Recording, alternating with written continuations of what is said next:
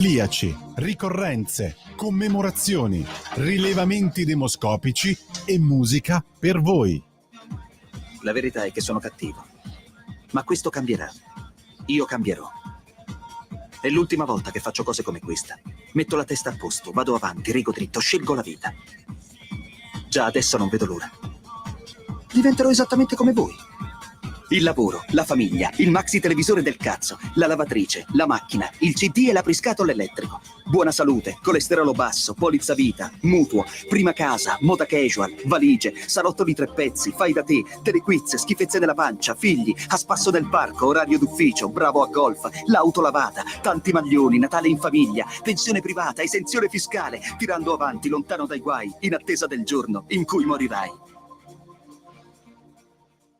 Ci siamo e ci rimaniamo. Radio Libertà, che giorno è?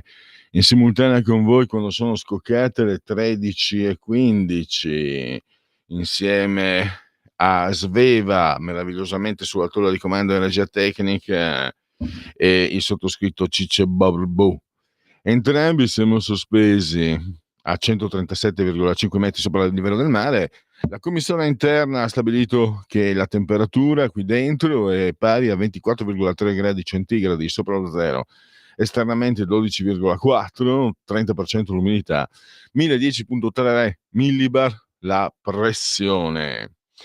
E potete intervenire quando volete, non c'è problema nell'interrompermi. Questo è Che giorno è, quindi un contenitore misto fatto anche dei vostri interventi, che possono arrivare anche, pervenire anche tramite WhatsApp 340 670 9659, e poi naturalmente la diretta telefonica 0292 94 7222. Continuiamo con i convenevoli formulaici, con l'abbraccio d'obbligo di prassi calorosissimo e stretto e forte la signora Adriana Angela, la signora Carmela e la signora Clotilde. Loro ci seguono, ma ci seguiscono anche, ve lo dico io, dal canale 252 del digitale televisivo terrestre, o Smart TV, o Smart TV, insomma ci siamo capiti. Poi c'è la Radio DAB, e ci mancherebbe altro, c'è il sito radiolibertà.net. Alexa, accendi Radio Libertà, passaparola, ve ne saremo riconoscenti. E poi il profilo Facebook, indispensabile per orientarvi attraverso la programmazione di questa emittente, e dove ogni notte che il cielo manda in terra trovate le sinossi delle mie interviste, quelle che poi ascolterete inoltre la pagina. Le sinossi le pubblico prima, non dopo, quindi è come un antipasto, se vogliamo, così capite di cosa tratteremo. Per esempio, arrivo al dunque, un tema delicatissimo con qui Parlamento, con la senatrice Elena Murelli, parleremo delle liste d'attesa. Sono state fatte, diciamo avanzate delle riforme anche a partire dall'estate scorsa, da luglio, quindi c'è l'obbligo di rispettare i tempi che sono indicati dal medico, e altre, e poi ci sono delle classificazioni. Qui vedo che per i ricoveri ci sono per le liste, insomma, si arriva a non più di 120 giorni, non quelle cose che ho sentito da far rizzare i capelli. E poi Gianfranco Tondini, che è attore, regista. Poi a proposito di attori e registi, ne abbiamo uno qua già pronto in rampa di lancio per parola di scrittore, il suo libro d'esordio, che si intitola Nella spirale di Fermat. La spirale di Fermat è un teorema matematico che si basa strettamente sulla logica. In pratica, se ho capito bene, se all'interno di una stessa funzione c'è un punto massimo e un punto minimo, questo punto coincide nel punto critico. Quindi immaginatevi, è un romanzo, un giallo, tante cose questo libro. Dimenticavo, Alexa, perché ci tiene tantissimo il nostro ospite, poi naturalmente Twitch, il social di ultima generazione, YouTube a singhiozzo, e l'applicazione, perché l'ha curato lui stesso in persona ed è importantissima per seguirci ovunque voi siate. Oggi pomeriggio, tra le altre cose, potrete seguire Movie Time, la magia del cinema con Pierluigi Pellegrin. come con Pierluigi No, Pellegrini. sto scherzando. No, beh, io e te dovremmo preparare una puntata insieme. C'è un film, Buongiorno, buongiorno. C'è un film dell'orrore. No, dai, non ti buttare giù così. So Mi che... butto giù io prima che lo facciano gli altri. Ma perché stai guardando Sanremo? Sei demoralizzato? No. Ah, ok. Sai che in Pellegrinlandia finiscono in galera quelli che organizzano Sanremo, quelli che vi partecipano e quelli che lo guardano e anche quelli che ne parlano. Ma guardatevi un bel film, che è la cosa migliore, che aiuta l'anima, il corpo e la mente. Allora, caro Pelle, sai, oggi faremo una puntata molto particolare in Movie Time alla magia del cinema, perché affrontiamo un argomento di nicchia particolare. Cioè, noi guardiamo un attore che è il fulcro di ogni film, di ogni pista teatrale. Scusa, Vincent, controlla il microfono, che l'altra settimana avevamo avuto dei problemi. Allora, l'altra settimana qualcuno ci ha fatto uno scherzo, ci ha staccato il cavo del microfono, quindi abbiamo parlato praticamente tra di noi. Sveva è inquadrato? No, non sono inquadrato, Pelle. No, lascio tutto il set a te. No, mi alzo un po' l'ascolto, la gente guarda quella roba lì. No, l'ascolto lo alzo, una bella ragazza, non certamente io. Cicce Barbò, guardano Cicce Barbò. No, tranquillo. Vabbè, avranno modo di vedermi oggi alle 16:30 qui sui canali di Radio Libertà, canale TV 252. Scusa, ti ho interrotto. No, stavamo dicendo, quando noi guardiamo un film diciamo, mamma mia che bravo quell'attore, mamma mia che brava, oltre che bella, ma anche brutta, ma bella, ma soprattutto bravissima, quell'attrice. E a uno si chiede, ma come fanno ad essere così bravi? Alcuni sono fortunati ad avere un talento naturale, altri invece applicano un metodo di recitazione. Ce ne sono diversi di metodi di recitazione nel mondo, proprio certificati. Il padre fondatore dell'ABC, della valigia dell'attore, si chiama Konstantin Stanislavski, che nel 1900, lui è un russo, emigrato poi in America, creò questo ABC del dizionario dell'attore. Come lo creò? Per ironia della sorte, lui andava a Broadway a vedere recitare un italiano, si chiamava Tommaso Salvini. Chiaramente Tommaso Salvini, no, non è uno scherzo, è la verità. No. E vedeva recitare in quel periodo anche Eleonora Duse, no? Chiaramente parlavano in italiano con gli attori, non è che parlassero l'inglese. Il regista russo, Konstantin Stanislavski, rimaneva incantato ogni volta che vedeva recitare, per esempio, Tommaso Salvini. E si chiedeva, ma perché questo attore italiano, anche se non parla l'inglese, arriva il suo messaggio artistico, ci fa emozionare, ci fa piangere, ma perché? Ha iniziato a studiarlo. A studiarlo come? Vedeva che Tommaso Salvini arrivava in scena, nel palcoscenico, tipo 5-6 ore prima di andare in scena, e lo vedeva che abbracciava le tende, accarezzava le poltroncine dove gli spettatori si vanno ad accomodare, dormiva sul palcoscenico e si domandava perché, poi ha capito il perché.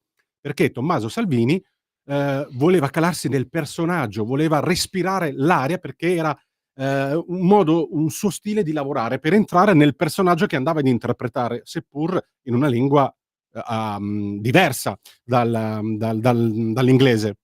E così Konstantin Stanislavski creò il primo metodo, cioè il sistema Stanislavski, che si basa fondamentalmente poi sul lavoro sulle emozioni. Cioè ogni attore cosa fa? Deve lavorare sulle proprie emozioni da tirar fuori nel momento in cui recita in scena, e portarsi il personaggio anche fuori dalla scena, perché se tu stai un mese a Broadway, il tuo personaggio non deve entrare e uscire solo sul palcoscenico, ma anche nella vita quotidiana. Per esempio, c'è stata Nicole Kidman che in The Hours per Virginia Woolf ha portato, lei ha studiato anche il sistema Stanislavski, ha portato un naso finto per tutto il periodo in cui lei recitava in quel film, insieme a un mostro sacro che era Meryl Streep, un'altra attrice che viene dal sistema Stanislavski. Poi c'è stata l'evoluzione. Se non sbaglio. Come? Marlon Brando era uno dei sì, infatti arriviamo anche a Marlon Brando. Marlon Brando arriva con Lee Strasberg, che Lee Strasberg prende in eredità il sistema di Stanislavski, e attraverso le emozioni lui dice il nostro corpo, cioè fa un'evoluzione superiore, cioè laddove Stanislavski si è fermato, perché comunque poi è morto, Lee Strasberg eredita il sistema e lui elabora il metodo Lee Strasberg. Che cosa vuol dire? Vuol dire che dice ogni essere umano dentro di sé ha delle corde come una chitarra. Basta toccare le corde giuste, il nostro corpo emette musica. E le nostre corde quali sono? Le nostre emozioni. Ridere, scherzare, piangere, odiare, amare. E allora lavoriamo a livello emozionale, intensamente. Così nel momento giusto scaturisce l'emozione vera. Quindi quando tu vai a recitare, sia su un palcoscenico che davanti a una telecamera, tutto quello che quell'attore fa, che è dentro il personaggio, è credibile, è vero, e tu ti emozioni. Questo è. Poi c'è stato dell'evoluzione, Stella Adler, un'altra, vabbè, parliamo di passi indietro. Con Strasberg ha studiato James Dean, Marlon Brando, Montgomery Clift, Paul Newman, Robert Redford, e tanti altri, che poi è stato il fondatore dell'Actor Studio, famosissimo Actor Studio.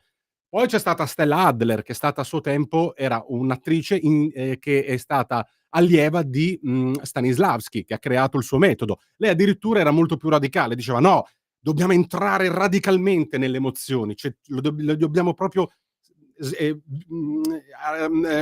farle esplodere le nostre emozioni, entrando proprio nel nostro inconscio".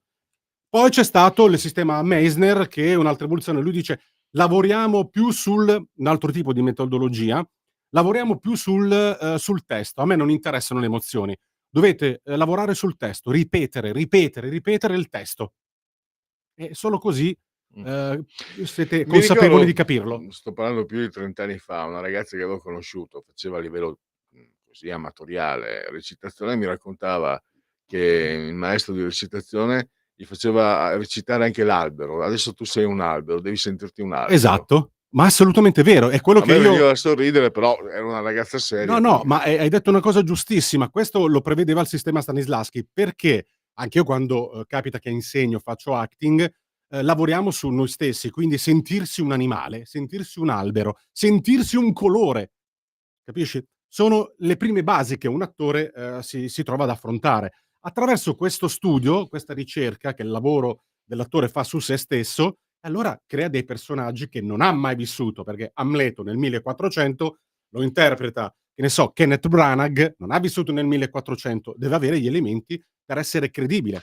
non sono diversi comunque gli attori inglesi, la storia, il pentametro zambico, soprattutto il fatto da quello che Sono si Kenneth Branagh, no, io vedo certo. vedo la differenza nel fatto che anche se quando lo senti in lingua originale ha una voce che spacca, perché leggevo una volta, chiedo conferma, che chi esce dal teatro inglese ha una vocalità, perché deve farsi sentire. Quando tu reciti a teatro ti devono sentire Si fino in chiama portare fondo. la voce, non si usano i Ecco, microfoni. me l'hai detto tu una volta, Esatto, sì, portare portare la la voce. voce. Anche l'ultimo in fondo nella sala o nella platea in alto ha lo stesso diritto di emozionarsi e ascoltare quello che dice attraverso la tua vera voce, E senza que microfoni.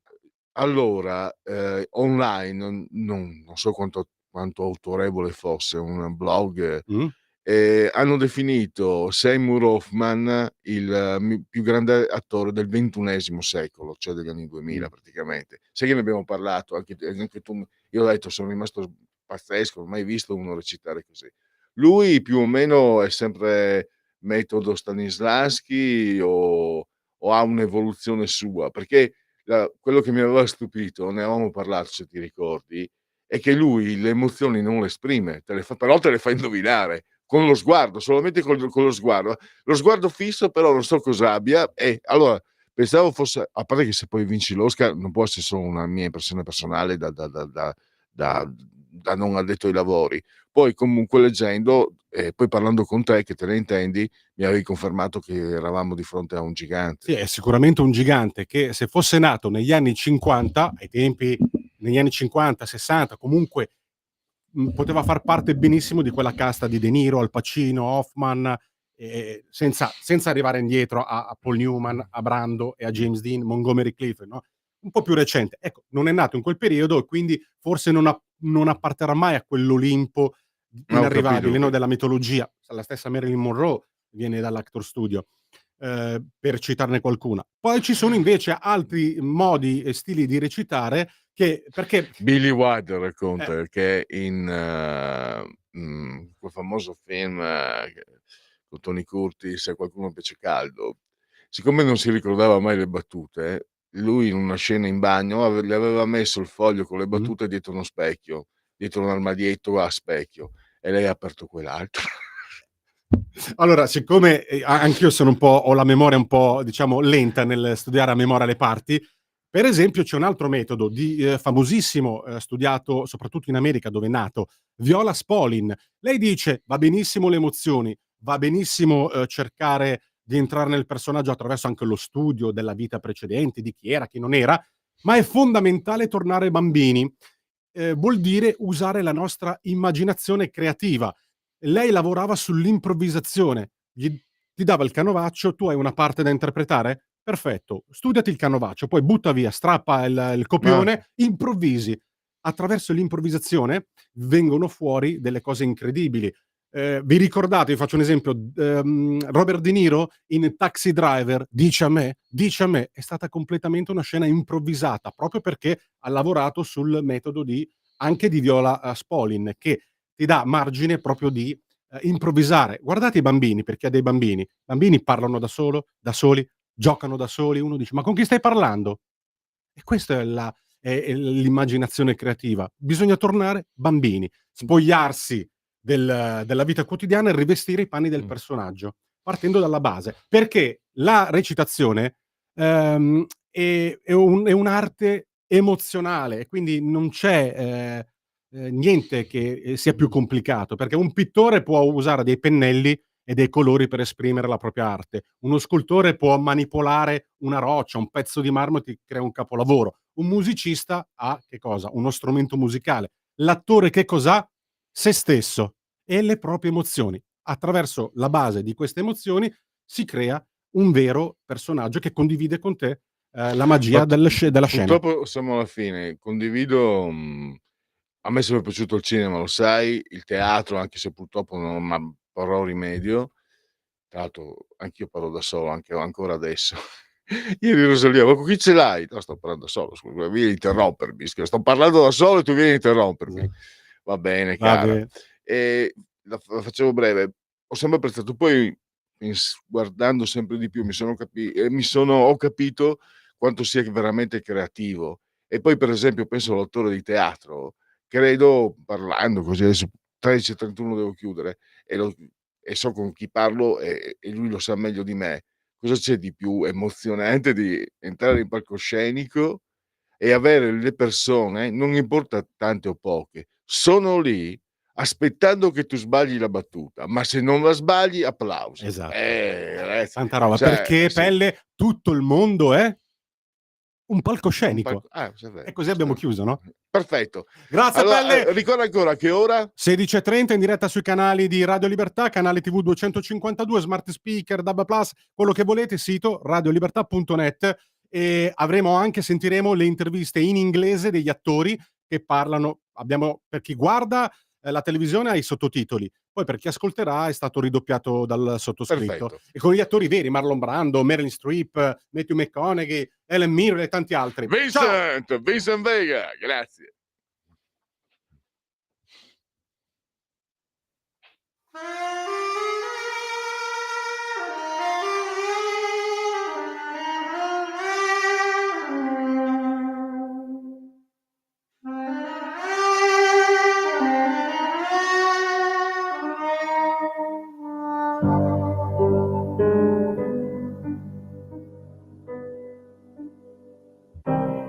Jimmy, non credi che possiamo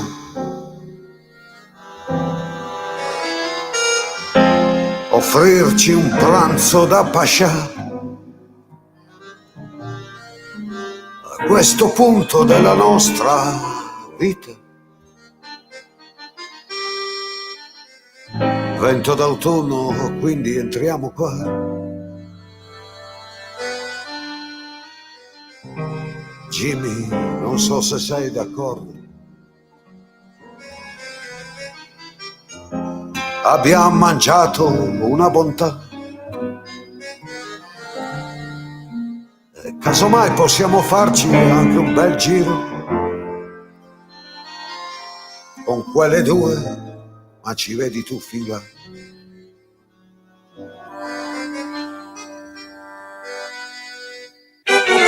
Jimmy ballando, ballando, con due cinesi, io e te. gente diversa da noi, è strano, sai, guardare in faccia Shanghai. Jimmy è sembrato educato, il nostro invito, chissà, ma la miopia è così, così, con due cinesi siamo qui.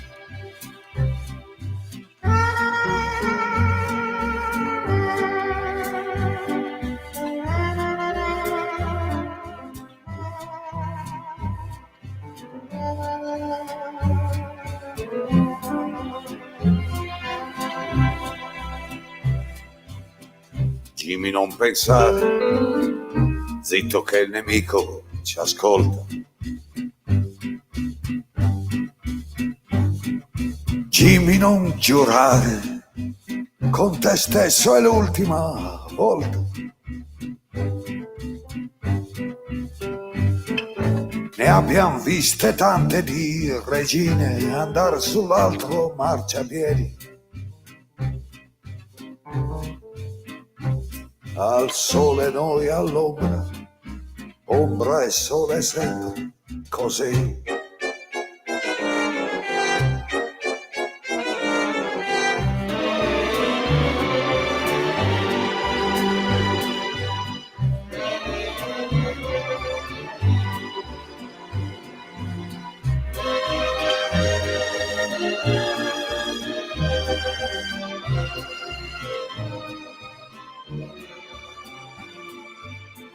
Jimmy ridendo e scherzando. Non vorrei dire, però ci meritiamo di più, di più, di più, di più. Ah, Jimmy, di più.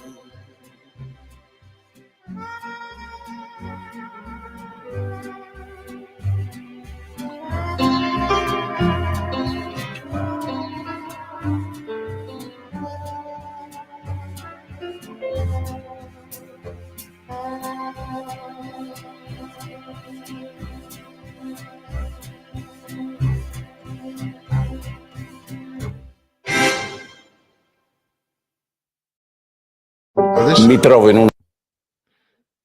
Perfetto, linee aperte, dopo le 14 ci saranno, durante le interviste no, ma prima, da adesso alle 14, potete intervenire quando volete, da adesso. Sia al telefono che WhatsApp ovviamente, 0292 94 7222 e anche 340 6709 659 il servizio di WhatsApp. E allora Luca da Brescia, Luca con la K, ha apprezzato moltissimo diciamo, l'inserto di Re Vincent sulla recitazione, quindi sarà lì pronto più tardi ad ascoltare Movie Time, e chiede prendi nota prima di chiudere, Sveva prima delle 15 prepara Transvision Vamp. La canzone deve essere Bad Valentine. Allora, grazie sempre Luca, anche perché devo dirti che spesso indichi degli artisti che io quasi non conoscevo o non conoscevo proprio, e che però sono sempre molto molto interessanti, quindi vado alla cieca, e perché so che non sbaglio, e poi un po' di sperimentazione va sempre bene eventualmente. Allora, perché Jimmy ballando? Perché oggi è il genetriaco di Jimmy Villotti, scomparso un paio d'anni fa, che è stato il chitarrista, non solo, insomma, uno strumentista di Paolo Conte, soprattutto nella fase, diciamo, quella degli anni '80, in Aguaplano, gli album prima, e c'era un grande legame, tant'è che appunto Paolo Conte gli dedicò questa canzone, Jimmy ballando. Quello che non da giovane, molto giovane, poi non ho approfondito. Una discussione con un mio amico è: ma quei due, siamo qui con due cinesi, siamo qui. Cosa vuol dire? Che sono talmente miopi da aver scambiato due uomini cinesi per due donne cinesi, oppure che sono talmente miopi e queste due donne cinesi erano particolarmente racchiotte? Non si sa, bisognerebbe chiederglielo a Paolo Conte. Quindi avrete Paolo Conte. Sentirete anche, ve la voglio far sentire, è stata scritta da un grandissimo ladino, c'è il latino, c'è il ladino, Giorgio Moroder, o forse Giorgio Moroder, perché oggi è il genetriaco di Alan Parker, che ha dedicato tanti film che a me personalmente sono piaciuti. Io vi ho detto, mi piacerebbe, se qualcuno ha tempo e voglia, che guardaste per esempio Birdy, Le ali della libertà. Non vi spoilerò nulla nel caso, con Matthew Modine e Nick, il nipote di Coppola. È un film che sorprenderà tantissimo. Poi naturalmente Angel Heart, Ascensore per l'inferno, con Mickey Rourke, e poi forse il più celebre di tutti, Fuga di mezzanotte, bellissimo, grandiosissimo film. Infatti voglio farvi sentire la colonna sonora di Fuga di mezzanotte, che è stata composta da Giorgio Moroder. Poi altri due film che sono piaciuti moltissimo: Mississippi Burning, molto bello, e The Commitments, bellissimo anche quello. Quindi un grande regista che è sempre stato un po' al di fuori. E poi c'è un'altra cantante, una cantante tunisina, Latifa, molto mediterranea. Abbiamo Leon Battista Alberti, genetriaco, nel 26° giorno di piovoso mese del calendario repubblicano per tutti, è un venerdì Vinas, 14 di febbraio, anno domini 2025, che dir si voglia. Nel 1876 Alexander Graham Bell brevettò il telefono. E quindi di chi è il telefono? Se siete nazionalisti direte l'italiano, altrimenti la storia ci dice, gli americani dicono Bell. Tra l'altro, se non sbaglio, Sveva, tu che hai studiato lingue, Bell non significa campanella in inglese. Cioè, uno che si chiama campanella inventa il telefono e vuol dire che è destino. Brava, perché Sveva non può conoscere, perché è nata che ormai avevamo tutti il cellulare, ma un tempo il classico telefono, quello a disco, quando suonava era una sorta di campanellio quasi, il dring, dring, dring, dring.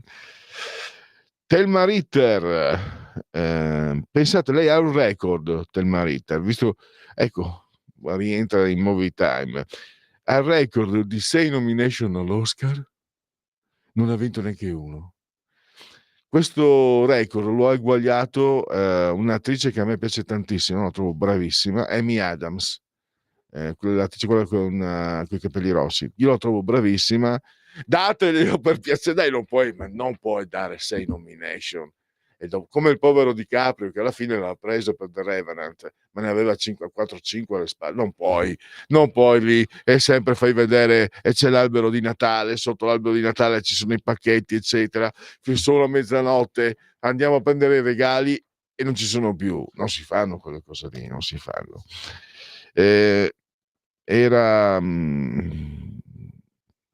Ha fatto diversi film. Comunque una sua frase: c'è qualcosa di peggio di una donna sola, una donna che dice che le piace vivere sola. Questo è molto maschilista come frase, ma l'ha detto un'attrice, una donna. Poi è stata fidanzata di Umberto Eco, ma non è per quello che la ricordiamo. Lei è diventata famosa prima di Umberto Eco. L'abbiamo amata, l'amiamo tuttora. Non so se faccia ancora qualcosa, forse, ma l'eleganza di Enza Sampo è la testimonianza di tempi che ormai non sono trascorsi, sono passati, non ci sono più. La soavità, l'eleganza.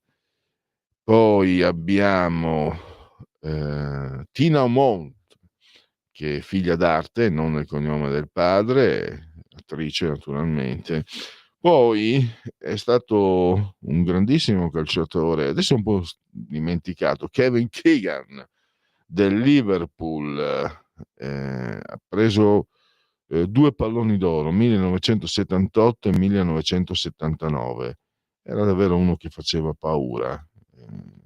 È stato direttore dell'Indipendente, poi direttore del Gazzettino e attualmente dirige Canale Italia, il network di Canale Italia che va molto forte soprattutto nel Triveneto. Luigi Baccialli, almeno perché io qua a me non arriva qua a Milano il segnale, però quando ero a Pordenone mi arrivava e seguivo.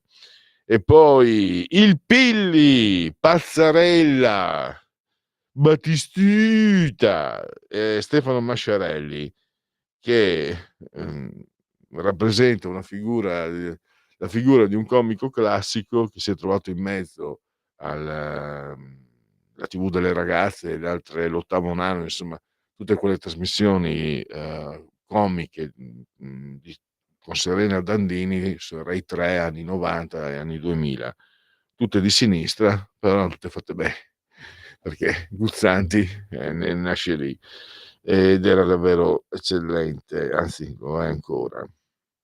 E poi noi facciamo tanti auguri, tanta fortuna, tanta salute, tanto successo al nostro amico David Parenzo, che tanto si è occupato dell'allora Radio Padania, persino del sottoscritto che non meritava tanto onore. Quindi, in virtù dei tempi dei beati e favolosi tempi passati, io veramente auguro di cuore, nell'occasione del suo, credo sia 50° 49° compleanno, quindi ancora giovane forse, gli auguro tanto amore, tanta salute, tanta fortuna e tanti soldi. Proprio gli auguro tanto, tanto, tanto. Allora, andiamo avanti. Gli USA hanno riconosciuto anni fa che il brevetto di Meucci fu rubato da Bell. Riconosce così la sua paternità del telefono. La questione non si pone più, anche se purtroppo i vantaggi monetari li ha raccolti Bell e Meucci è morto in miseria. Non sono così sicuro, francamente. Ma poi, ascolta, per me, se Meucci è stato così poco furbo da farselo rubare il brevetto, peggio per lui. Per me è Bell, per me resta moralmente, resta Bell perché è stato furbo, è stato abile, ha visto una buona idea, se l'è accaparrata lui. Se tu hai una buona idea, la devi difendere con l'intelligenza e con le unghie e coi denti. Se te la fai portar via, vuol dire che non eri degno di custodirla. L'hai partorita tu. Va benissimo, bravo. Ma se poi te la sei fatta rapire, vuol dire che non eri all'altezza, non eri degno. E quindi viva Bell, tiè! Non me la può importare nemmeno, sinceramente. Queste sono dispute tra nazionalismi che proprio poi chi ha il pelo bianco, cioè io adesso sono sinceramente certe volte disorientato, perché intanto vedo nazionalismi pazzeschi tra gli ascoltatori, tra gli elettori leghisti, l'Italia, ma noi eravamo quelli della Padania, Noi eravamo quelli che tifavamo sempre contro la nazionale italiana, noi eravamo quelli che odiavamo io non odiavo l'Italia, odiavo lo Stato italiano e ancora tutt'oggi ogni forma statuale a me non piace perché mi sento un liberale, spero di essere o cerco di essere. Un liberale e le forme statuali come quelle come quelle esistenti, francamente, non andiamo tanto d'accordo. Quindi già quello. E poi lasciamo stare italiani, mafia, pizza e mandolino, queste cose qua, però diciamo l'indirizzo era che l'Italia rappresentava una valenza negativa. Adesso quelle stesse persone, non sta a toccare l'Italia, cioè, non sta a toccare là, mamma mia, no, no, no, bel, Meucci. Fino a 15-20 anni fa tutti avrebbero detto: "Eh sì, beh", e così va il mondo. Anche mi ricordo che, appena arrivato 20 anni ormai son più di 20 anni, parlavo della dissecretazione dei documenti del 1992 statunitensi, che attestavano che gli americani avevano usato Pearl Harbor come esca nei confronti del Giappone, quindi facendo uccidere, facendo distruggere una loro base per sollevare l'indignazione dell'opinione pubblica che non voleva che gli Stati Uniti entrassero in guerra, mentre i vertici, le classi dirigenti avevano bisogno perché avevano i magazzini pieni, eccetera, eccetera. E poi, l'altro, gli esperimenti radioattivi su larga scala fatti negli anni '50, in città come Filadelfia, Chicago, eccetera. Mamma mia! E poi le bombe atomiche ad Aviano. Mamma mia, mi sono arrivate, verament devo dire, non maleducate, però insomma critiche perché erano posizioni comuniste le mie, nel 2005. Adesso quegli stessi ne dicono di ogni nei confronti degli Stati Uniti, odiano gli Stati Uniti più dei comunisti degli anni '70 e '80. E che, non c'è non lo trovo strano, non lo trovo scandaloso, non lo trovo sbagliato, perché alla mia età posso permettermi il lusso di trovarlo divertente. È divertente vedere ciò. Allora facciamo ehm, una cosa, oggi non ci sono i rilevamenti demoscopici, i sondaggetti, oggi non ci sono, non perché ieri mi ero dimenticato. No, non ci sono perché non sono usciti, quindi sono quelli vecchi che vi ho già dato, quindi non è il caso. Però magari facciamo un aggiornamento, poi ci sono i vostri messaggi, eccetera. Intanto però un'altra pausa musicale. Cosa facciamo? Facciamo scegliere sempre Sveva. Anzi, musicalmente non ci sarebbe da fidarsi di Donna Sveva. Ehm, è una che si segue con passione il Sanremo. Tu in Pelle Greenlandia in questo momento faresti la tecnica, la regista, da dietro le sbarre.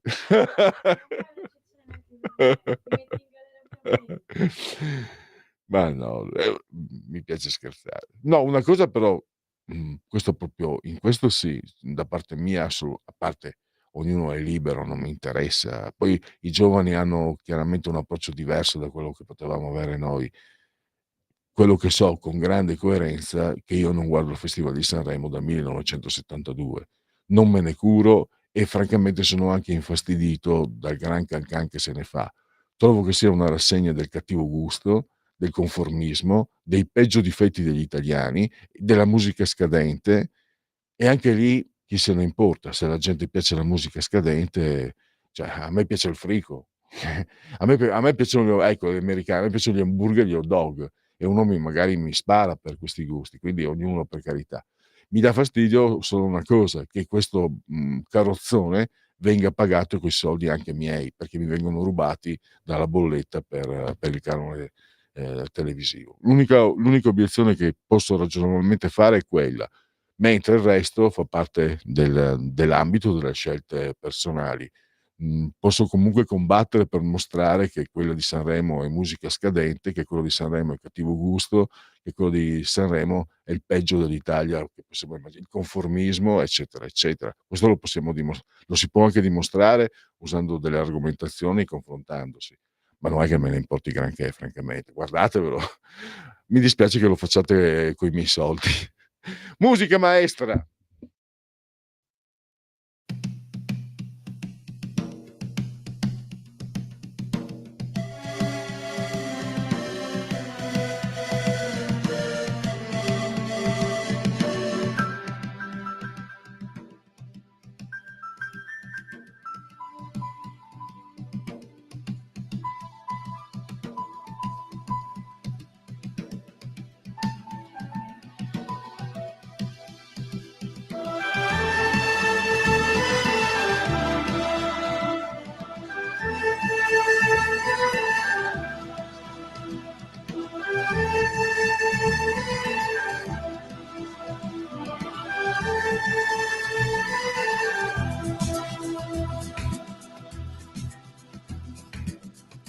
un aeroplano nell'aria bionda e calda vola piano, lascia un bel mondo dal colore vai, dove c'è il fiume di gennaio.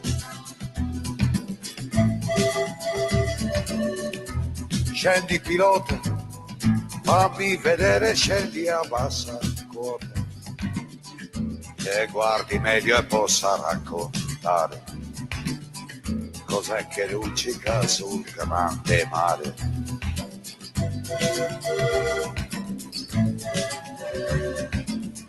Ne sono certo, è proprio un pianoforte da concerto, dal suono avuto dal mistero, un pianoforte a coda lunga, nero.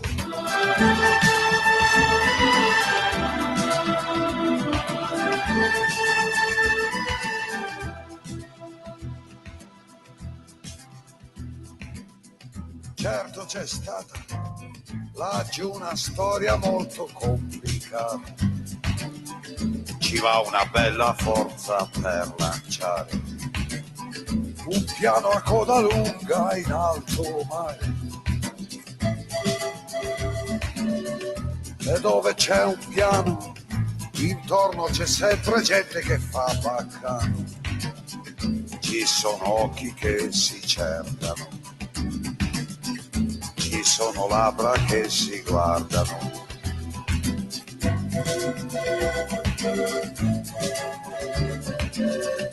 Non mi fido, in certi casi un pianoforte è un grido, ci sono gambe che si sfiorano e tentazioni che si parlano.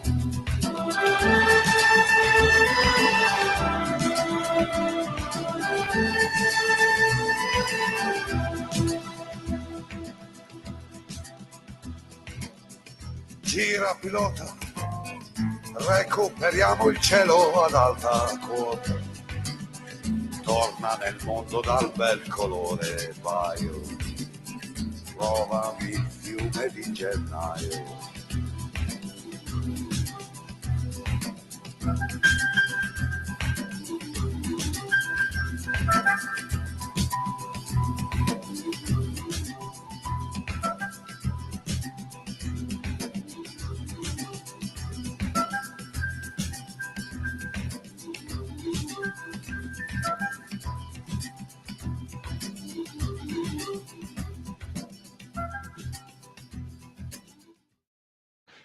Invece, siamo sempre a Radio Libertà, un sondaggio l'ho recuperato, realizzato sulla sicurezza nazionale, Quorum, è uscito fresco adesso, acquirente l'inchiesta.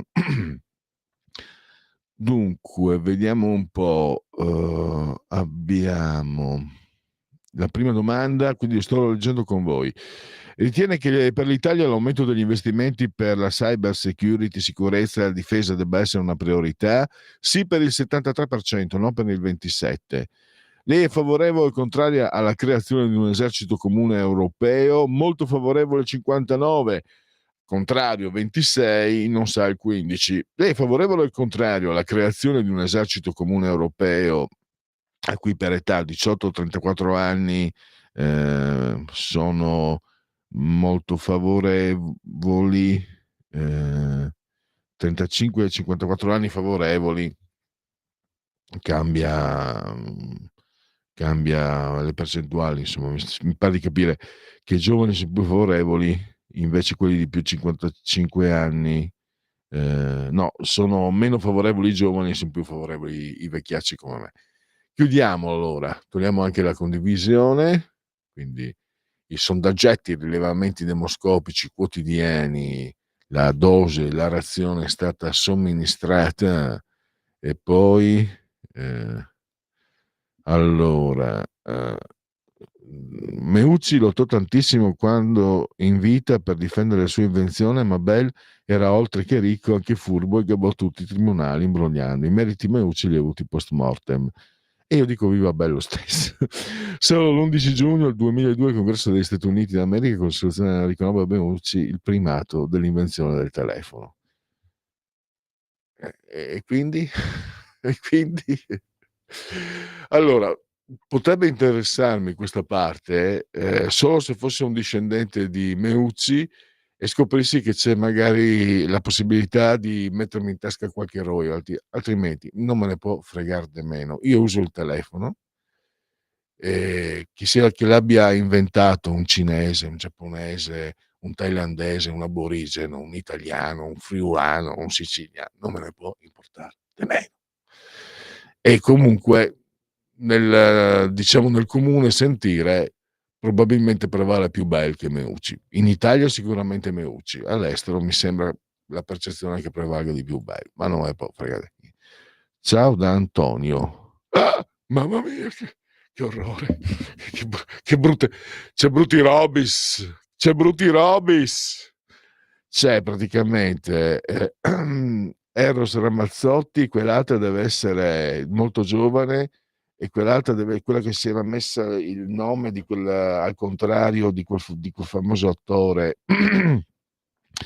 eh, che era compagno non Hepburn, di Catherine Hepburn, quello di Indovina chi viene a cena, Tracy Spencer Tracy, sì, il peggio del peggio. Però non so se questa è roba da Sanremo, forse Ramazzotti sì, comunque queste spazzature. Però io mangio, a me piace il junk food, il cibo spazzatura, hamburger e hot dog e patatine fritte, si vede anche come sono ridotto, e voi siete liberi di farvi piacere la musica spazzatura.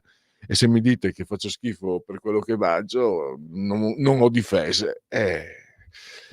Ognuno il suo, come diceva Sciascia, se non sbaglio, no? Era Sciascia. Fermiamoci.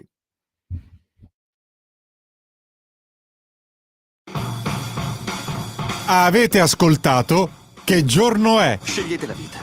Scegliete un lavoro. Scegliete una carriera. Scegliete la famiglia. Scegliete un maxi televisore del cazzo. Scegliete lavatrici, macchine, lettori CD e apriscatole elettrici.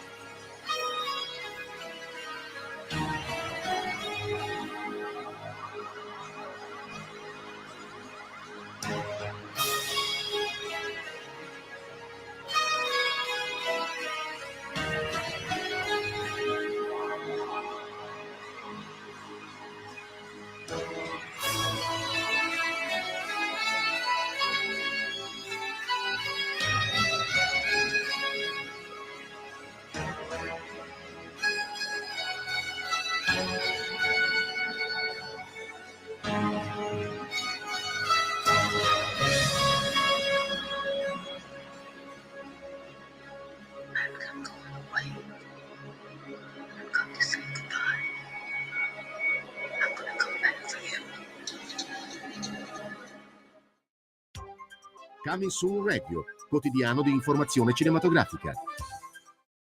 La critica è unanime. A Real Pain è uno dei migliori film dell'anno. Io e Dave siamo cugini. Nostra nonna era di qui, così Dave ha pensato a questo tour polacco geriatrico con voi, brave persone. Candidato a 2 premi Oscar. Gli voglio bene e lo odio e vorrei essere lui. A Real Pain, dal 27 febbraio solo al cinema.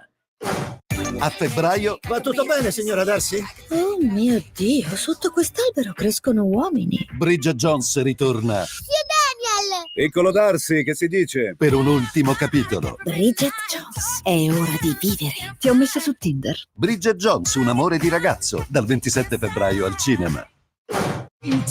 Dopo Perfetti Sconosciuti, la nuova commedia di Paolo Genovese. Ti ha fatto strano l'invito a casa? No, Mi piace il nido. sono molti pensieri che affollano la mente. Titolino. Ma il nido, no, dai! Follemente, Vogliamo sdraiarci a tavola? Per me è un grande sì. Controllati, era ironica. dal 20 febbraio al cinema. A marzo, E lo sbirro diventa gangster. il film più adrenalinico dell'anno Tu non sei un killer, io sì. arriva solo al cinema. Andiamo! Sei pronto? Ci puoi scommettere. Gerard Butler, nella tana dei lupi 2, Pantera, Nessuno può fregarmi. dal 6 marzo al cinema. Cara zia Lucy, stiamo venendo a trovarti! Una vacanza di famiglia in Perù! Nessuna vacanza di famiglia Non abbiamo idea di dove sia. è mai stata così avventurosa. Devo trovarla. Offende che sopravviverete. Sarà divertente. Vedrete da dove vengo. Con la voce di Francesco Mandelli. Paddington in Perù, dal 20 febbraio al cinema.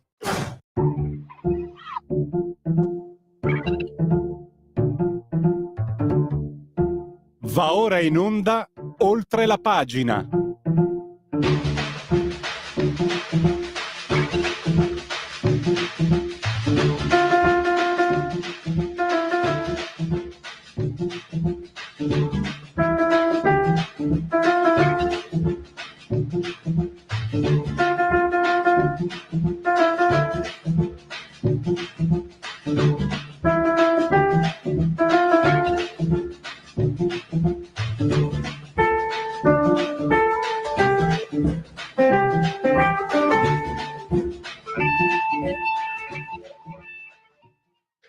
Dunque, stiamo cercando di metterci in contatto con la senatrice Elena Murelli, che fa parte della 10ª Commissione Permanente Affari Sociali, Sanità, Lavoro Pubblico e Privato, Previdenza Sociale al Senato, appunto, la senatrice. Perché dobbiamo parlare con lei della questione delle liste d'attesa, perché sono state, per esempio, grazie a una mozione leghista nei mesi scorsi è stata stabilita l'apertura degli ambulatori dei centri trasfusionali nei giorni festivi. Un emendamento, non una mozione. Una mozione non basta per cambiare, una mozione sollecita a interessarsi dell'argomento. E nell'attesa vi leggo un po' alcuni elementi di questo tema, che è molto delicato. È istituita una piattaforma nazionale che opera in sinergia con le piattaforme, con le basi regionali. Poi c'è un controllo costante sul rispetto dei tempi previsti nelle varie realtà regionali, l'adeguamento del sistema di prenotazione delle prestazioni sanitarie, l'aumento delle assunzioni nel servizio sanitario. Non ho fatto in tempo a trovare le statistiche sui tempi d'attesa, se è cambiato qualcosa. Di sicuro sono aumentate le assunzioni, quello è certo, quello è stato, diciamo, è certificato. Poi c'è il potenziamento dell'offerta assistenziale in relazione alle visite diagnostiche e specialistiche con possibilità di svolgimento anche nei giorni di sabato e domenica. Ecco, c'è tutto il cappello iniziale che ve lo dico dal detto stampa, quando devi riempire usi tante parole per niente. Quello che conta invece, appunto, è che si possano svolgere queste visite anche sabato e domenica, che tra l'altro tante volte sabato e la domenica sono i giorni in cui noi siamo più liberi, tra le altre cose. Poi c'è il divieto di bloccare o chiudere le liste di attesa, e con possibilità di sanzione. La nuova piattaforma delle liste di attesa avrà inoltre l'obiettivo di monitorare costantemente la prestazione di lista d'attesa sul territorio nazionale, orientando la programmazione dell'offerta attraverso la verifica puntuale, eccetera, eccetera. Oltre alla centralizzazione delle agende, sarà attivato un sistema di disdetta della prenotazione per ricordare all'assistito la data di erogazione della stessa e consentirgli di confermare o cancellare la prenotazione almeno nei 2 giorni lavorativi antecedenti, anche in modalità da remoto. Questo so che era un vecchio problema, questo so per certo, per diciamo conoscenza diretta empirica, era un problema, però stiamo parlando di anni fa. Tante persone prenotavano una visita e poi non ci andavano. E questo francamente era grave, non va bene, no? Perché non disdettavano, insomma, chi se ne frega, e così non si fa. Se i tempi, però non so quanto questo attualmente negli ultimi anni sia, perché so che a un certo punto si è deciso di far pagare la prenotazione, eccetera, ci sono dei cambiamenti, non sono in grado di entrare nel dettaglio tecnico. So che erano stati presi a suo tempo dei provvedimenti per andare per interrompere questo cattivo costume, questa usanza tipicamente italica. Se i tempi previsti delle classi di priorità non possono essere rispettati, le direzioni generali aziendali garantiscono l'erogazione delle prestazioni richieste attraverso l'utilizzo dell'attività libero professionale intramuraria o del sistema privato accreditato. Cioè, in pratica dovresti essere visitato da un medico privato senza spendere ulteriormente soldi. Il medico prescrittore, sia esso di base o specialista, per le prime visite, prime prestazioni strumentali ambulatoriali deve sempre indicare una delle 4 classi di attesa.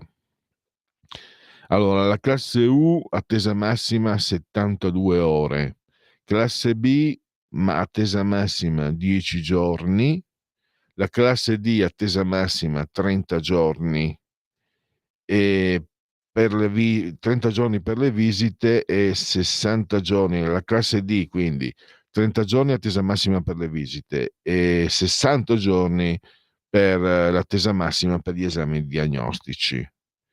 E poi c'è la classe P con attesa massima di 120 giorni, quindi si va da un'attesa massima di 72 ore, 3 giorni a 120. Per i ricoveri l'inserimento in lista d'attesa deve essere effettuato tramite procedura informatizzata. Al momento dell'inserimento in lista d'attesa al cittadino devono essere comunicate le informazioni sul suo ricovero, sulla classe di priorità e sui tempi massimi di attesa. Per i ricoveri sono previste 4 classi di priorità che corrispondono ad altrettante attese massime. A attesa massima 30 giorni, B attesa massima 60 giorni, C attesa massima 180 giorni, D attesa massima 12 mesi. E queste sono le attese massime per i ricoveri. Questo è un po', vi ho fatto un quadro di quello del materiale anche che ho trovato online. Ah, perfetto, allora entriamo più nel merito, grazie alla senatrice Elena Murelli che rappresenta la Lega in 10ª commissione permanente a Palazzo Madama, affari sociali, sanità e lavoro pubblico e privato. Allora, partiamo con la sigla di Qui Parlamento e poi la parola alla senatrice. Qui Parlamento. Allora, benvenuta e grazie per essere qui ai nostri microfoni la senatrice Elena Murelli. Buongiorno a lei, buongiorno agli ascoltatori di Radio Libertà. È sempre un piacere. Allora, la ringrazio. Senatrice, è un tema veramente molto delicato che interessa a tutti noi. Poi io sono un boomer, quindi quando si arriva a una certa età si ha veramente spesso bisogno di visite, analisi, eccetera, eccetera. Le liste d'attesa, a che punto siamo? Com'è la situazione? So che la Lega era riuscita a far approvare un emendamento, per esempio, per tenere aperti gli ambulatori e altro ancora. Le do la parola per fare un riepilogo. A che punto siamo? Allora, facciamo subito un riepilogo. La situazione delle liste d'attesa è sicuramente importante, non diciamo tragica, drastica, diciamo almeno, in tutta Italia. Non ce n'è una in particolare dove le prestazioni sono migliori rispetto ad altre, perché a seconda del tipo di patologia di esame che dobbiamo fare ci possono essere tempi più o meno lunghi. Allora il governo cosa ha fatto? Nel tempo ha sempre stanziato, anche nella scorsa legge di bilancio, quindi parla quella dell'anno precedente, del 2024, fondi per abbattere le liste d'attesa. Purtroppo le regioni li hanno utilizzato anche per altro. Allora, o per ripianare direttamente quelli che sono i debiti delle aziende sanitarie locali. Allora il governo cosa ha fatto? A luglio ha emanato un decreto legislativo per andare a gestire queste liste d'attesa, dicendo: non impegno ulteriori soldi, voglio che le liste d'attesa vengano gestite in modo efficace ed efficiente su tutto il territorio nazionale. Ecco perché andrebbe a istituire una piattaforma nazionale di gestione delle liste d'attesa che vada a monitorare la situazione per poter andare a risolvere eventuali carenze che ci sono, problematiche, ed efficientare il sistema.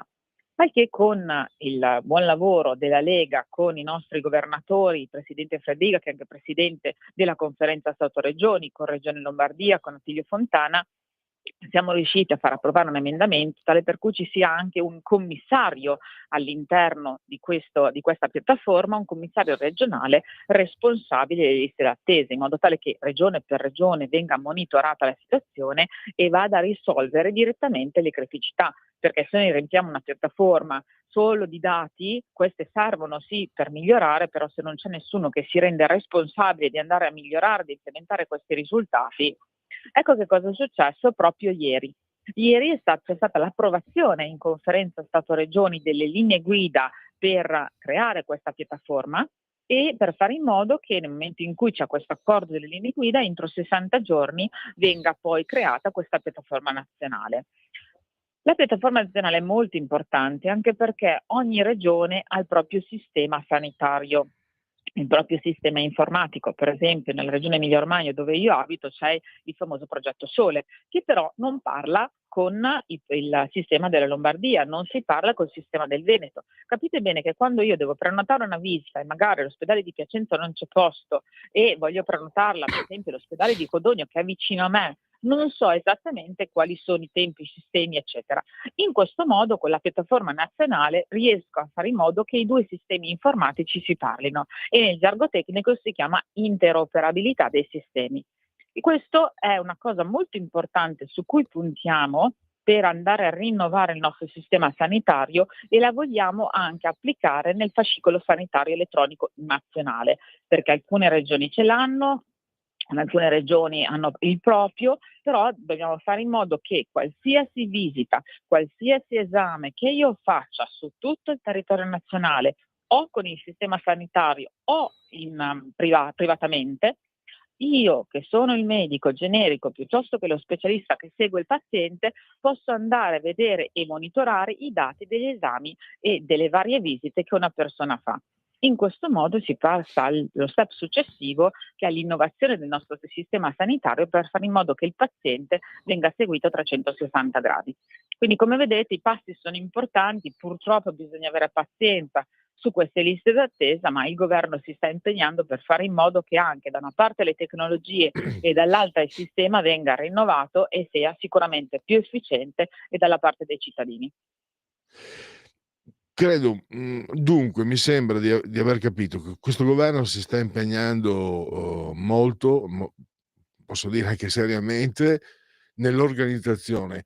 Ma senatrice, il problema fondamentale non è che mancano i soldi comunque, cioè la difficoltà di trovare questi soldi, la coperta è corta da tutte le parti e non da adesso, da molti No. anni, perché qualcuno si è dato la bella vita negli anni scorsi. Essendo questa Radio Libertà, praticamente ci consideriamo radio della Lega perché eravamo Radio Padania. È chiaro che sto pensando al super bonus 110%.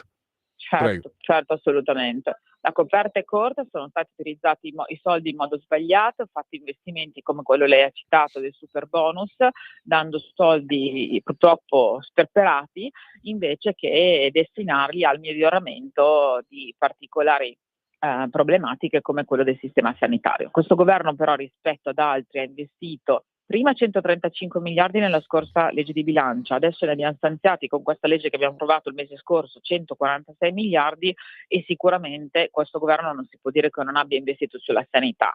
Il problema è sempre come andare a monitorare che vengano utilizzati nel modo corretto, perché per esempio c'è un articolo di Emiliano che critica la ministra Calderone e la nostra ministra Locatelli dicendo quando mettete i fondi sulla non autosufficienza.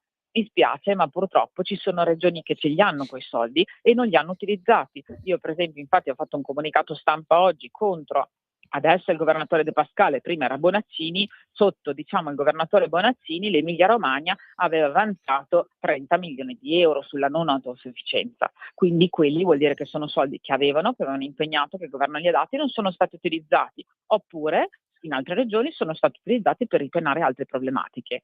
Allora quando parliamo di mancano i soldi, andiamo a vedere come questi soldi sono spesi e la Lega si sta impegnando per questo ed è per quello che puntiamo sempre e sosteniamo che il federalismo fiscale sia importante per modo da responsabilizzare quelli che sono effettivamente gli amministratori delle nostre regioni e dei nostri ospedali.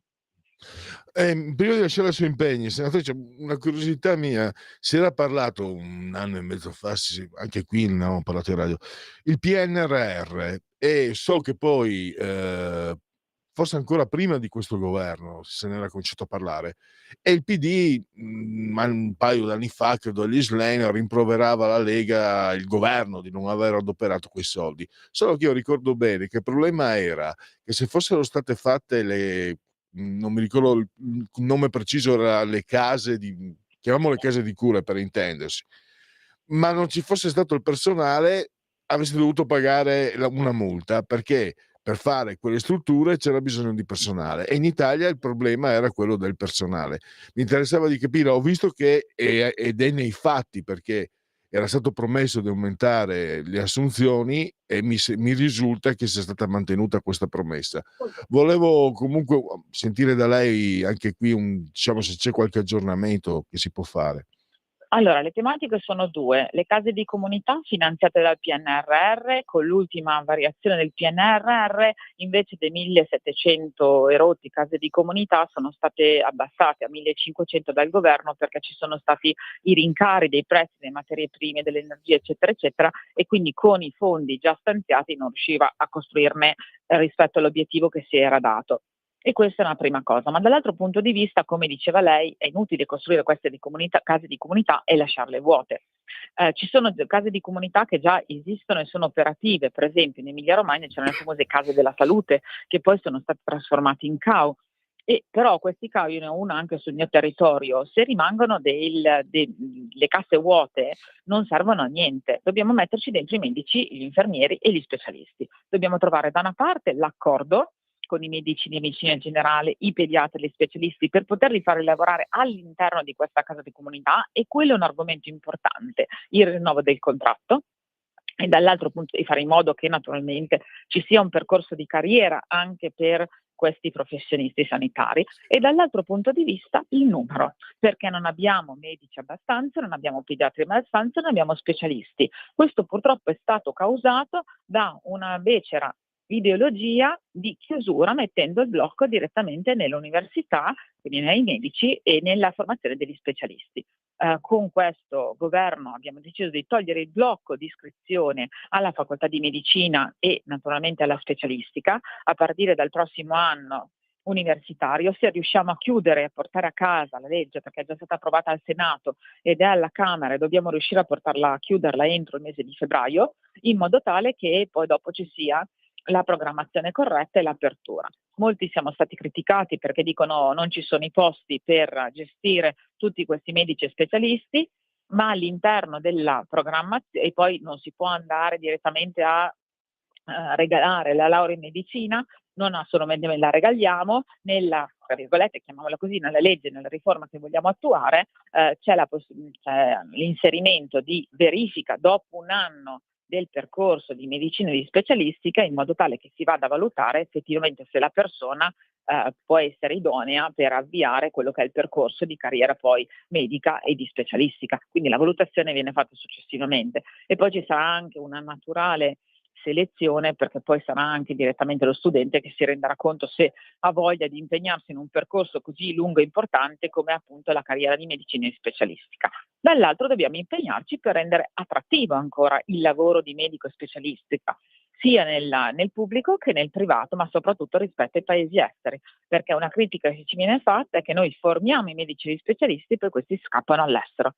Ed è importante invece prevedere un percorso di carriera non solo economica, ma anche direttamente a lungo periodo, in modo tale che questi medici e infermieri abbiano il percorso professionale adeguato all'interno del nostro territorio nazionale.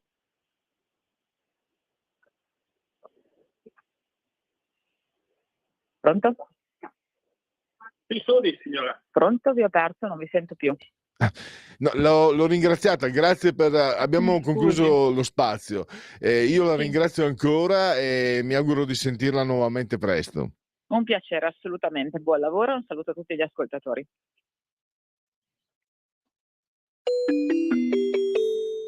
Qui Parlamento.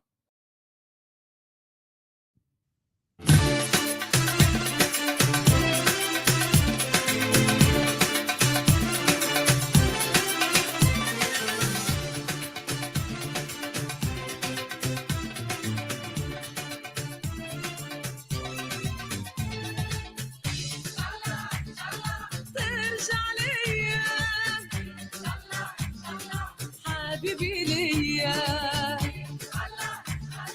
ترجع ليا حبيبي ليا tu me reviendras ton cœur est à moi ارحل وسافر غير الأوطان فرحك ودمعك أنا الإنسان وحدي أنا وحدي أكابر والألم طوفان يا ربي يا معبود رجعني الغالي نقدر يعود رغم العذاب والأسية أدعي الأفراح. Segui la Lega è una trasmissione realizzata in convenzione con La Lega per Salvini Premier. Anche se il tempo è corto, segui la Lega prima che la Lega segua te. Sono sul sito, andate sul sito legaonline.it, scritto legaonline.it. Potete firmare a favore delle forze dell'ordine. Questo permetterà anche di avere più peso alle proposte leghiste all'interno del DL sicurezza. Potete iscrivervi, sono 10 euro anche tramite PayPal, quindi è molto facile. Dopo vi verrà recapitata la magione, la tessera Lega Salvini Premier. L'autodeterminazione civica la chiamo io, il 2 per 1000, il D43 da mettere, da inserire nel 2 per 1000. Non vi costa nulla, sono soldi che si tiene, che ha lo Stato, che se li tiene, ma se noi gli diciamo dove spenderli è lui obbligato a farlo. E quindi D43, questo è un redazionale, il D43 per la Lega, quindi siamo particolarmente felici di indicarlo. D di Domodossola, 4 come la pizza, 4 stagioni che il venerdì si mangia con gli amici o con i parenti o con i colleghi di lavoro, 3 è il numero perfetto. Le apparizioni radio-televisive degli eroi della Lega, i suoi politici, abbiamo domani alle 10 Rai News 24, Alessandro Morelli, il sottosegretario alla programmazione. Sempre domani alle 10.05 l'europarlamentare Susanna Ceccardi, Punto Europa, Rai 3. Sabato Laura Cavandoli a Super Partes alle 10.15, Canale 5. E sempre sabato Laura Ravetto 4 di sera alle 20.30. 14.31 abbiamo sforato, ma di poco, appena. Era Max, più tranquillo che mai, la sua lucidità.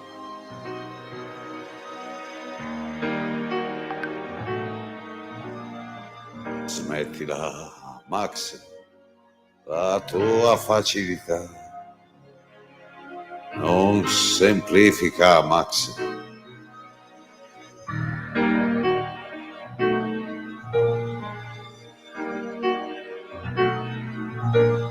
Max, non si spiega. Fammi scendere, Max. Vedo un segreto avvicinarsi qui, Max.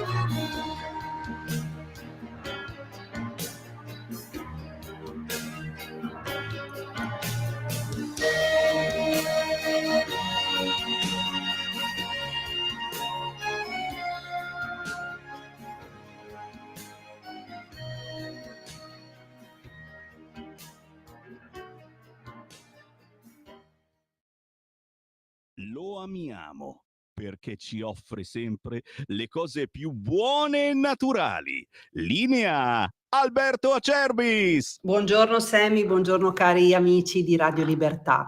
Oggi voglio parlarvi del nostro sciroppo alla bava di lumaca Bronco Free. A che cosa serve Bronco Free?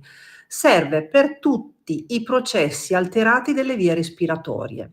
Avete presente quando abbiamo quel senso di pesantezza sullo stomaco, quando sentiamo che abbiamo la tosse secca, oppure quando abbiamo quella fastidiosissima tosse grassa che non ci fa dormire la notte e il nostro medico ci prescrive un mucolitico? Ecco, Bronco Free è un mucolitico perché contiene appunto la bava di lumaca, gli enzimi litici che aiutano proprio a fluidificare il catarro, favorirne l'espettorazione e riuscire veramente a uscire molto più facilmente da tutte le problematiche respiratorie che noi abbiamo, soprattutto in questa stagione. Mi rivolgo anche a chi è fumatore e quindi deve convivere tutto l'anno con la tosse.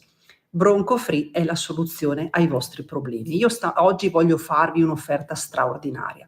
Bronco Free potete provarne anche solo un flacone, 24 euro. In questo caso ci sono le spese di trasporto, ma la grande offerta oggi per voi è questa: 3 flaconi di Bronco Free a 59 euro. E se dite ascolto Radio Libertà, voi non pagate la spesa di trasporto. E se aggiungete dicendo ho sentito la pubblicità che ha fatto Miriam stamattina in radio, avete anche un omaggio da parte mia. È davvero Bronco Free la soluzione a tutte le problematiche respiratorie. Pensiamo anche ai nostri bambini, i nostri nipotini, li accompagniamo a scuola e il giorno dopo tornano, sono già pieni di tosse, pieni di raffreddore. Ecco, in tutte queste situazioni Bronco Free. All'interno trovate un bugiardino per capire bene come si utilizza. Vi ricordo che è senza glutine e senza lattosio. Come fare per prenotarlo? 030 68 40 408, ripeto 030 68 40 408. Vi aspetto, ciao a tutti. La tua radio è ascoltabile anche con la televisione in digitale. Sul telecomando della televisione digitale o del tuo ricevitore digitale puoi scegliere se vedere la TV o ascoltare la radio. Risintonizza i canali radio e troverai anche Radio Libertà, canale 252.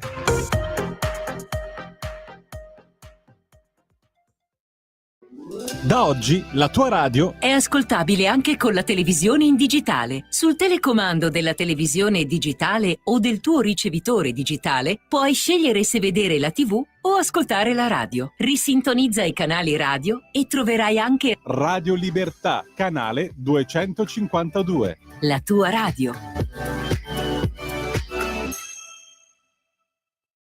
Un nuovo modo per sostenere la tua radio. Visita radiolibertà.net. Ti basta un click e potrai versare il tuo contributo volontario direttamente online. Potrai donare con ogni tipo di carta di credito, anche prepagata. Ti aspettiamo online su radiolibertà.net. Sostieni la tua radio con il tuo contributo volontario. Radio Libertà. La tua radio. Diamo voce alla nostra gente.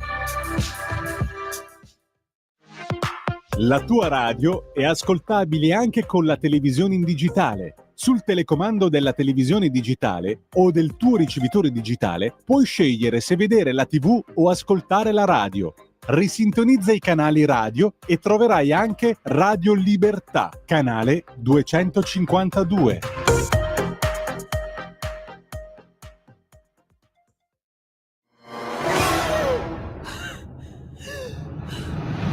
Pensa a respirare. Ora abbandonati. Che cosa vedi? Luce, oscurità, l'equilibrio. È tanto più grande. È stato un risveglio. Hai sentito? Conosco una sola verità.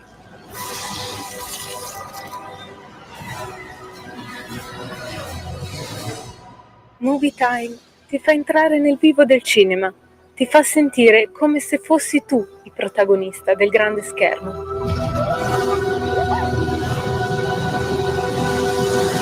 Ogni sabato dalle ore 16. Parola di scrittore, la rubrica che chiude la settimana di Oltre la pagina qui a Radio Libertà, rubrica che si avvale dell'imprescindibile collaborazione di Patrizia Gallini di Ardèche Comunicazione. Patrizia si mette a vostra disposizione, avete il libro nel cassetto, potete inviarglielo o per via postale ad Ardèche Comunicazione, via Andrea Verga 4, codice d'avviamento postale 20144 Migliano, Ardèche è scritto Comunicazione, oppure per email a press con 2S scritto come l'ho pronunciato, 2 invece di numero, @ Ardèche Comunicazione, tutto attaccato, ardèchecomunicazione.com. Oggi parliamo di un libro che già dal titolo è molto intrigante, Nella spirale di Fermat. È un romanzo che ha tanti, diciamo, piani di lettura, ma glielo chiediamo subito, visto che tra l'altro è il suo primo romanzo, quindi il romanzo d'esordio, lo teniamo a battesimo. Gianfranco Tondini, che vi ho detto, regista, attore di teatro, di televisione, e che adesso si è cimentato con questo romanzo. Intanto Gianfranco, benvenuto, la ringrazio per essere qui ai nostri microfoni. Grazie a voi. Dunque, partiamo da questo titolo che è la spirale di Fermat, è un principio matematico, un enunciato matematico. Io ho provato a studiarlo, se non sbaglio dice questo equazione parabolica, dice che due punti che si trovino all'interno della stessa funzione, punto massimo e punto minimo, coincidono con il punto critico. Questo l'ho detto proprio in soldoni, ma questo per far capire che ci troviamo di fronte a un romanzo. I due punti intanto già sono importanti, i due protagonisti, Sara e Weiner, e poi c'è il mondo dell'arte contemporanea, della contraffazione. Allora, parliamo del suo libro ai nostri ascoltatori, il suo romanzo d'esordio. Possiamo partire anche da questa sua decisione, da questa sua scelta di cimentarsi anche in un romanzo, visto che lei anche ha svolto altre attività. Sì, ma guardi, il romanzo, io ho sempre scritto nella mia vita per lavoro e per diletto, e quindi ho scritto questo romanzo e dopo ho pensato, perché tenerlo nel computer, facciamolo pubblicare. Questo è una spiegazione un po' brutale. In realtà io ho compiuto un avvicinamento, ecco, diciamo, all'arte contemporanea, dove con un mio caro amico avevamo aperto una galleria che non aveva i muri, si chiamava Galleria Migranti, perché andavamo a fare le mostre in strutture non nostre. Ecco.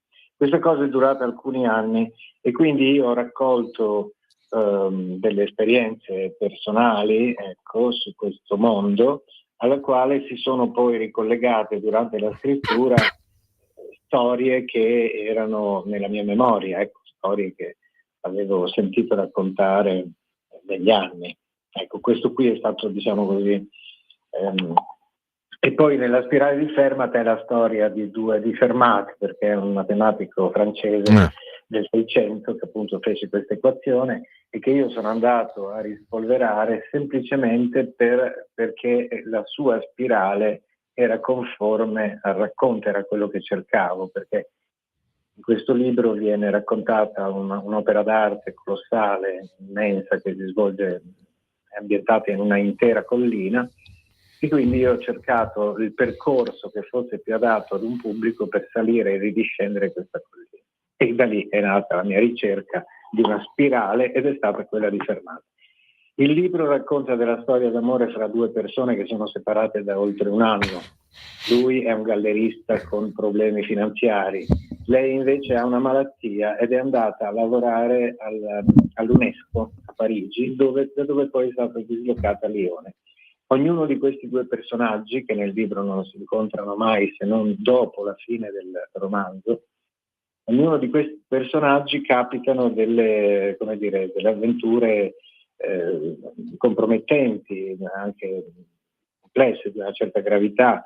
Lui, per far fronte ai suoi debiti, si avventura, oltrepassa la sottile linea rossa della legalità e si avventura in una contraffazione. Lei invece, del tutto impropriamente, viene incaricata di gestire le conseguenze di un furto d'arte di 2 Rembrandt avvenuti a Londra, senza che questo c'entri con il suo lavoro, le sue competenze. Ad ogni modo è quello che fa. E quindi si dedica a questa vicenda che poi rivelerà un contenuto velenoso. Ecco, questo grosso modo è la trama e il contenuto del libro, che appunto, come diceva lei, è ambientato nell'arte contemporanea e anche nell'arte classica museale per parte di Sara. Infatti il furto di un Rembrandt, che per un appassionato come me è molto intrigante. Volevo chiederle, è una domanda che diciamo non mi piace, però non mi piace l'idea dell'etichetta, ma per dare un'indicazione a chi ci ascolta, perché si capisce che il suo romanzo può avere sicuramente una lettura gialla, una lettura anche di approfondimento, anche credo cerebrale. Si esplora il mondo anche la sfera della malattia, dei sentimenti, poi c'è appunto il giallo, anche l'avventura.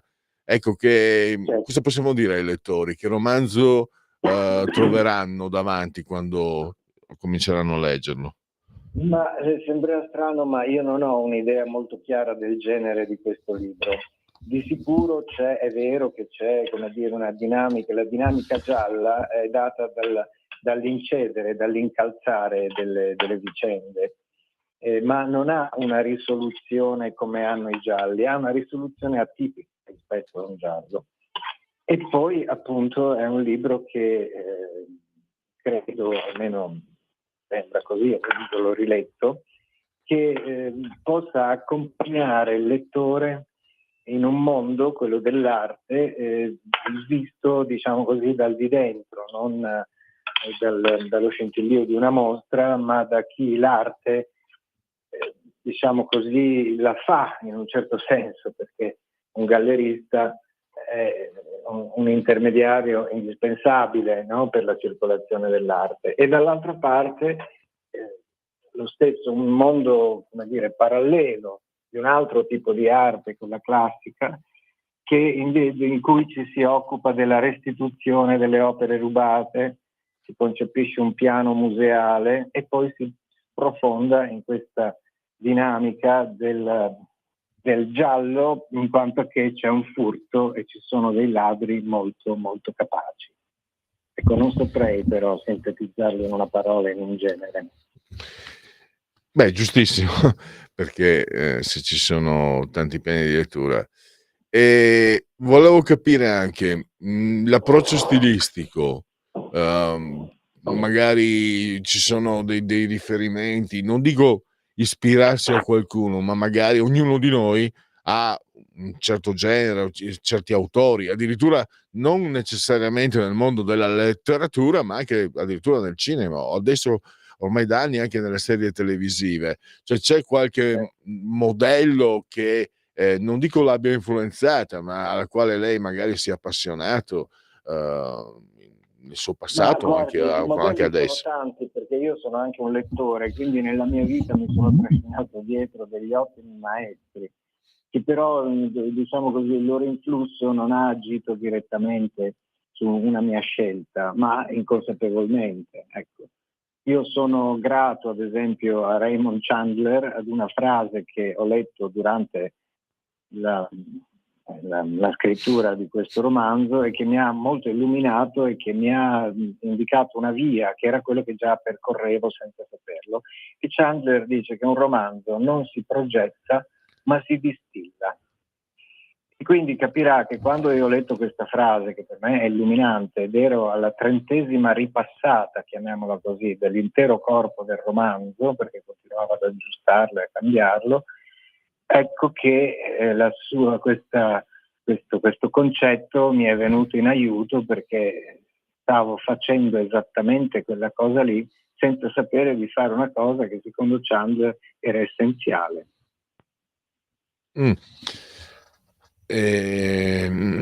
Direi che possiamo anche una domanda d'obbligo.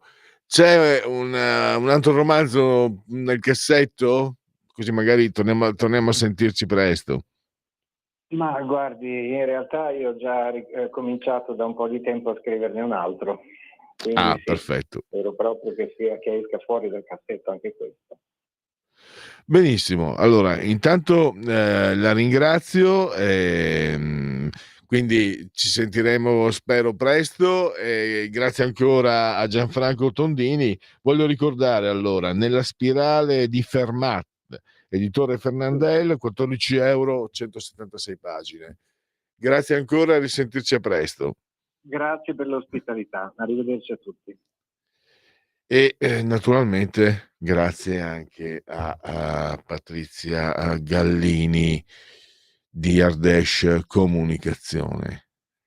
Abbiamo ancora qualche minuto, se volete potete intervenire anche telefonicamente o via WhatsApp. Facciamo un po' di diciamo riepilogo anche delle notizie. Sono sull'apertura dell'ANSA, Frecciarossa fermo nei pressi di Bologna, ritardo di 3 ore. Tra l'altro non hanno dato molto risalto, devo dire neanche i giornali neanche noi, neanch'io almeno, però hanno arrestato io non li chiamo anarchici, per me l'anarchia è qualcosa di puro e di bello, quelli che si definiscono anarchici sono come quello che voleva far scoppiare la bomba alla scuola dei carabinieri, ecco, quelli lì che usurpano il termine anarchico è nobile, loro sono il contrario, sono la plebe, la plebaccia, l'infame, non li posso vedere. Comunque questi diciamo antagonisti ne hanno arrestato uno che aveva non so compiuto quanti atti di sabotaggio, avevo letto il numero, erano tanti, proprio contro le ferrovie dello Stato. Allora hanno preso in giro Salvini perché c'era stato questo esposto, e mi ricordo anche Folli, se non sbaglio, che scrive adesso su Repubblica, aveva fatto anche dell'ironia sardonica, e invece questo arresto dà da pensare, e ho visto che non è stato dato il risalto che sarebbe stato opportuno. Sì, lo so, sono noioso, ma a me viene sempre di fare questo discorso. Pensate se al ministero, se al governo ci fosse stato centro-sinistra, avessero arrestato, che ne so, un irredentista padano che sabotava, mamma mia, cosa sarebbe successo? Lo sappiamo tutti, che forse anche non è il caso di reiterare, ripetere, ma a me viene, sono spontaneo. Giusto il raffreddamento della rivalutazione delle pensioni riguardava gli aumenti superiori 4 volte il minimo INPS. Il Papa al Gemelli, annullati gli impegni dei prossimi 3 giorni. Io, lo sapete, politicamente non condivido nulla o quasi di questo Papa, ma ho avuto una sorta di folgorazione. Mi sono spiritualmente innamorato un paio di anni fa di padre Bergoglio, e sinceramente, fatemelo dire, forza Francesco, perché non so cosa mi sia successo, è stata una sorta perché ho letto alcuni suoi discorsi, non è stata una cosa così, non sono stato fulminato sulla via di Damasco come San Paolo.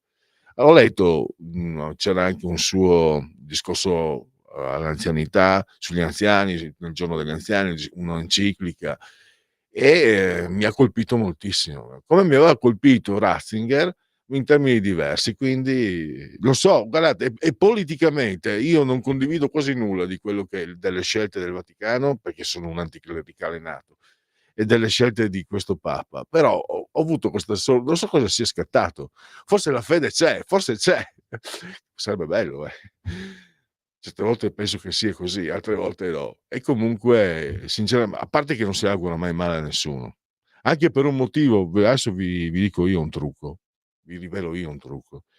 Se tu auguri male a qualcuno che odi, io lo dico per esperienza, gli fai solo che il bene, gli va bene, cose gli vanno, tu gli auguri male e gli vanno bene. Quindi sortisci l'effetto contrario. In secondo luogo, anzi in primo luogo, augurare male a qualcuno è un'infamia, è una cosa detestabile, che io mi vergogno di fare e di aver fatto. Anzi, io ho smesso di farlo quando mi sono reso conto che venivano fuori risultati contrari all'auspicato. Quindi non si augura male. Anche se si è malvagi, bisogna evitare perché non porta bene.